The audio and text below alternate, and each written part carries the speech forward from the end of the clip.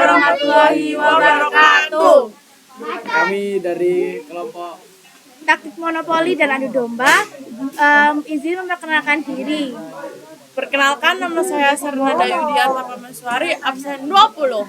Perkenalkan, nama saya Natasha Bilangini, absen 15. Perkenalkan, nama saya Anissa Sifari Fabianti, absen 3. Perkenalkan, nama saya Iqbal Maulana Ibrahim, absen 10. Kak, apa sih VOC itu? Dan tujuannya apa sih, Kak? Pada masa penjajahan dulu, Belanda melalui VOC berusaha menguasai perdagangan rempah-rempah di Nusantara karena nilainya sangat tinggi di Eropa. Untuk mendapatkan keuntungan besar, VOC menerapkan taktik monopoli, yaitu penguasaan penuh atas jual beli hasil bumi dengan hak istimewa dari pemerintah Belanda. VOC memaksa rakyat hanya menjual hasil panennya kepada mereka dengan harga rendah, sementara di Eropa dijual kembali dengan harga yang sangat mahal. Kondisi ini membuat rakyat semakin menderita dan kekuasaan ekonomi Belanda semakin kuat. Selain monopoli, VOC juga menjalankan politik adu domba atau divide and impera untuk memperluas kekuasaannya. Nusantara yang masih terpecah ke dalam banyak kerajaan dimanfaatkan dengan cara mengadu pihak-pihak yang berselisih. VOC berpura-pura mendukung salah satu pihak, lalu melemahkan keduanya agar mudah dikuasai. Dengan memadukan monopoli dan adu domba, Belanda tidak hanya meraih keuntungan ekonomi yang besar, tetapi juga memperkokoh pengaruh politiknya di Indonesia.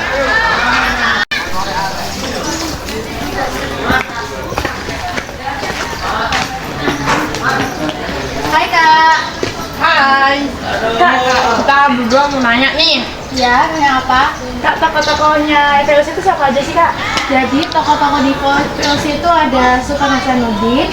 Jadi dia itu menentang keras monopoli VOC di perdagangan rempah. Dijuluki ayam jantan dari timur karena keberaniannya. Dipaksa menandatangani perjanjian Bungaya. Lalu di tokoh yang kedua yaitu Sultan Agung. Dia itu berusaha menyatukan Nusantara dengan VOC. Lalu menyerang Batavia, meskipun gagal. Lalu VOC memanfaatkan konflik internal di Mataram untuk menekannya. Lalu tokoh yang ketiga adalah Pangeran Mangkubumi dari Mataram. Dia itu menolak campur tangan Belanda dalam kerajaan, berselisih dengan Pakubuwono III hingga terjadi perpecahan. Akhirnya, dia memilih pihak yang membentuk Kesultanan Yogyakarta. Yang terakhir yaitu Pakubuwono III dari Mataram juga. Raja Mataram berpihak pada Belanda, membuat posisi Mataram lemah karena terpengaruh politik adu domba VOC. Perannya menyebabkan Mataram terpecah menjadi dua kerajaan.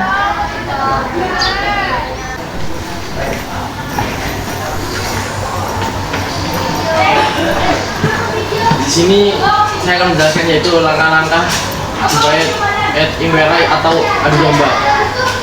Yang pertama itu mengidentifikasi titik-titik perpecahan, cari konflik internal seperti perselisihan suksesi, ketegangan antar bangsawan, dan masalah ekonomi atau agama yang sudah ada. Dan juga menghasut dan memperbesar isu, menyebarkan rumor, informasi selektif, atau propaganda untuk memperuncing kecurigaan dan permusuhan antar pihak. Tujuannya agar pihak lokal saling melemahkan diri sendiri.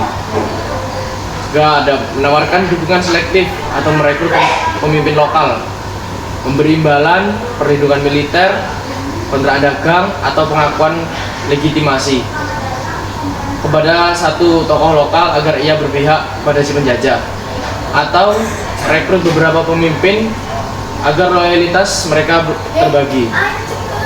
Juga bermain dua sisi, secara bersamaan memberi janji kepada kedua kubu.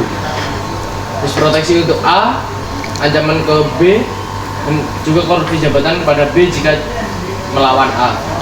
Sehingga kedua pihak tergantung pada bantuan penjajah dan kehilangan kemampuan bersatu. Selamat datang di sesi terakhir kita di ruang pemeran digital. Yaitu sesi tanya jawab, kalian bisa tanya apa saja. Jadi saya mau nanya nih Kak, jadi apa sih tujuan utama VOC memonopoli di perdagangan? Tujuan utama VOC memonopoli adalah untuk menguasai perdagangan rempah-rempah di Nusantara dan juga mendapat keuntungan sebesar-besarnya. Ada lagi yang mau ditanyain?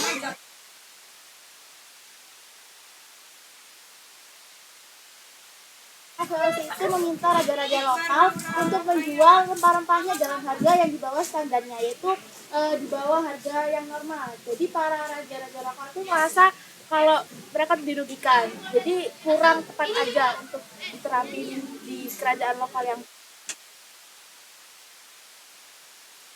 Dan cukup. ya. Terima kasih sudah berkunjung.